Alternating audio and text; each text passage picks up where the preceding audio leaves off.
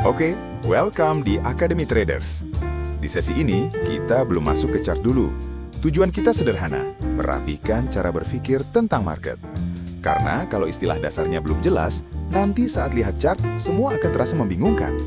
Jadi, di sesi ini, kita akan bahas istilah-istilah paling dasar yang pasti selalu dipakai dalam trading.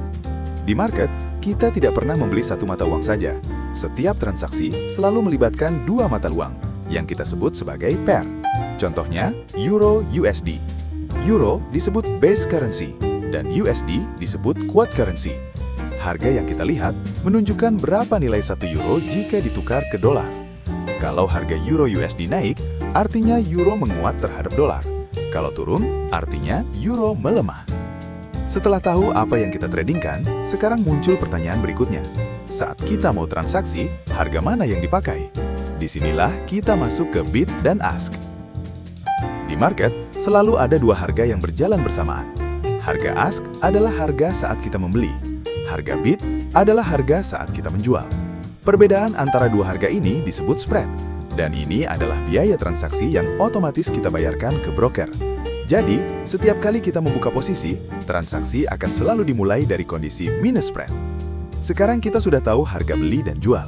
Tapi harga ini tidak diam, dia selalu bergerak.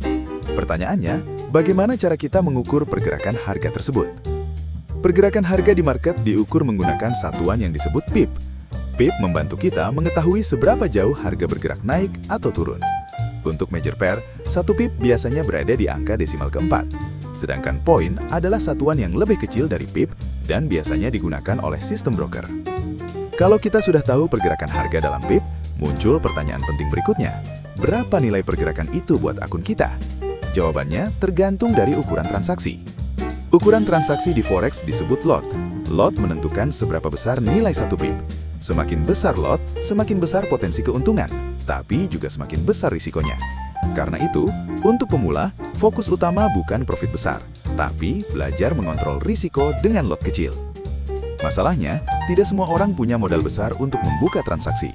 Untuk itulah, market menyediakan fitur yang disebut leverage dan margin.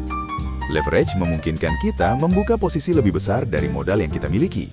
Margin adalah dana jaminan yang ditahan broker selama posisi masih terbuka. Leverage bukan untuk membuat kita cepat kaya, tapi memberi akses ke market dengan modal terbatas. Kalau salah digunakan, leverage justru bisa mempercepat kerugian. Setelah kita membuka posisi, kondisi akun kita tidak lagi statis. Nilainya akan terus berubah mengikuti pergerakan harga. Balance adalah saldo akun setelah semua posisi ditutup.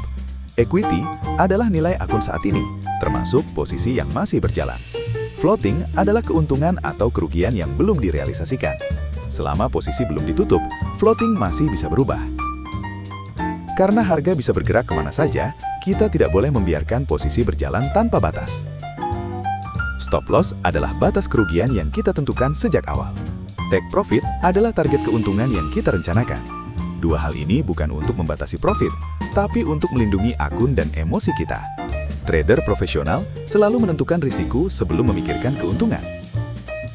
Kalau istilah-istilah ini sudah kamu pahami, kamu akan jauh lebih tenang saat melihat chart.